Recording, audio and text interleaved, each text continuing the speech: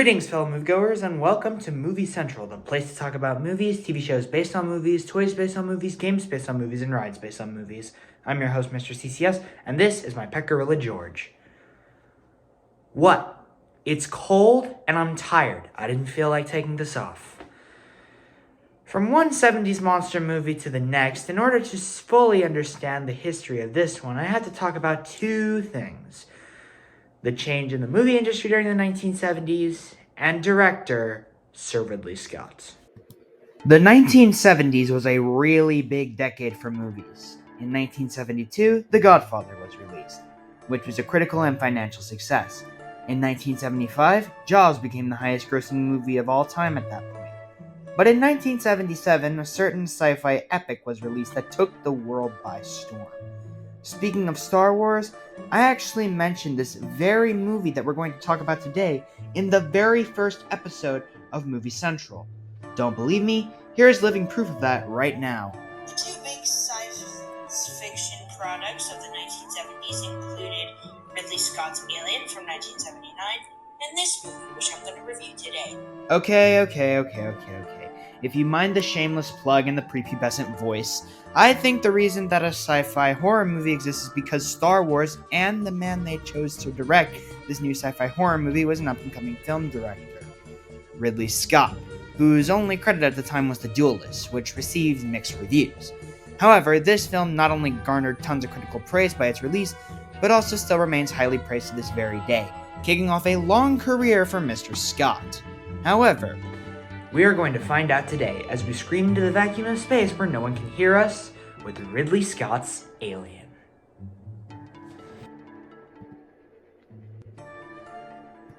In deep space, the crew of the commercial starship Nostromo is awakened from their cryosleep capsules halfway through their journey home to investigate a distress call from an alien vessel. The terror begins when the crew encounters a nest of eggs inside the alien ship. An organism from inside leaps out and attaches itself to one of the crew, causing him to fall into a coma, and inadvertently leading to one terrifying venture in the vacuum of space. Okay, so if you asked me what my list of favorite horror movies were, this would 100% be on that list. I know you're going to say it's not exactly horror, but the fact that there's a monster stalking our characters in an environment they aren't originally from makes this horror to me. By God, this movie is incredible and continues to stun all of us as a whole 45 years after its initial release. However, I still have a job to do, so I'm going to get into my usual shtick and talk about this damn thing. With that said, let's talk about what else makes this movie a highlight of its genre. Since the movie only has a cast of 7 characters, we can talk about all of them right here, starting with Ellen Ripley, played by Sigourney Weaver. This was her film debut, and honestly, she did a really great job. She's the ship's lieutenant and maintains a kept-together attitude. However, when things start to go awry, she starts to get increasingly more nervous and frightened. However, when she's the last one standing, she's the one who ultimately has to stand up to the threats and deal with it herself. I have to ask, if Sigourney Weaver can give a great performance in her film debut, why on earth does Jessica Lange give a lackluster performance in her film debut? Would someone kindly explain that to me? Anyways, I digress. Ripley's a great character to follow, and it was super satisfying to see her kick the alien's butt. Now, the other characters in this movie don't do as much as her, but they are notable. Brett, played by Harry Dean Stanton, is the least notable, and he dies in a way that doesn't matter to me, so there's that. But he is pretty fun to watch, because it's Harry Dean Stanton. Lambert, played by Veronica Cartwright, is the only other woman on the ship, but like Brett, there isn't much to her afterwards, so there's that. Yet again, she has a few good moments. Parker, played by Yaphet Kotto, is a little more interesting, but I didn't even show him here as the hothead of the group, but there's not much to him either. That's how bored I am, guys. As for Dallas, played by Tom Skerritt, he has more personality than the others as the stoic captain of the Nostromo, but he's killed off screen trying to hunt the alien in question, so there's that. Finally, we have Ash, played by Ian Holm. He's the quiet science officer on the ship, but for such a soft-spoken individual, why do I mention him last? Well, that's because... It's a robot. Ash is a goddamn robot. Yes, that's right. In the third act, it is revealed that Ash is a robot that was given orders to bring back life forms to Earth behind the backs of the rest of the crew.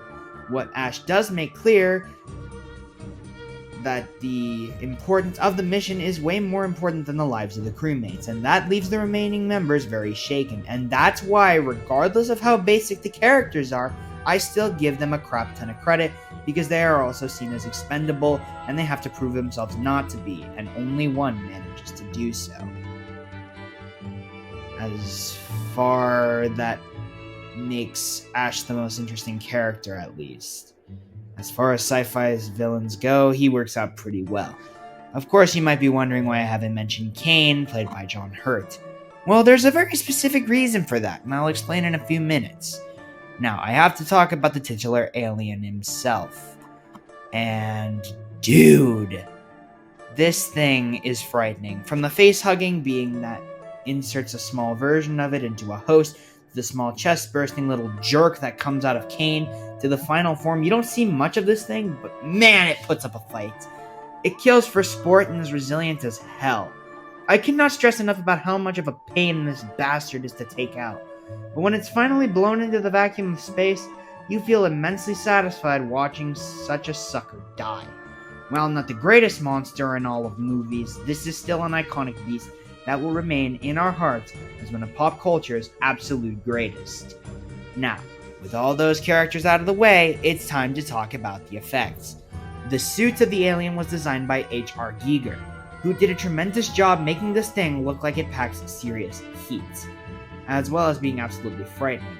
There's also this giant alien that remains somewhere inside of a ship that was absolutely looking like it was painstakingly put together, but there's just that in the end. Just say that. The chestburster effect looks great too, and I'm not sure how they pulled it off even back then. This movie's strengths involved the spectacular practical effects, something you don't see in many movies nowadays. Alien is a prime example of how you can create anything with practical effects, and that is a huge praise I can give it.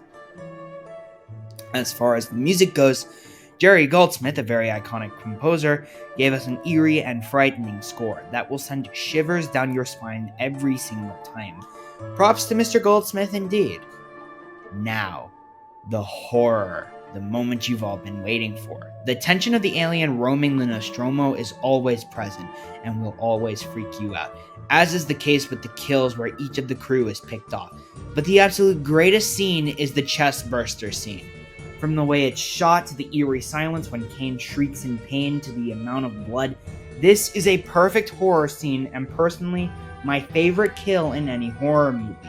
It's so good that even Spaceballs did a parody of it nearly a decade later, and even then, it was a little nerve-wracking. So yeah, Alien is one frightening movie, and definitely one that holds up after all of these years. The cast is great, the effects are astounding, the music is chilling, and the iconic horror cannot be overstated. That's why Alien earns a 10 out of 10. Definitely scream where someone can hear you, and give it a watch. Well, that's it for this review. Next week, continuing our sci-fi horror trend, we're going to take a look at another film that is a remake of one of the original monster movies in the history of cinema. Keep an eye out for that one. And make sure all of your friends' bloods are normal. I know I have. With that said, my name is Mr. CCS, this is Movie Central, and that, my friends, is a wrap. See you next week.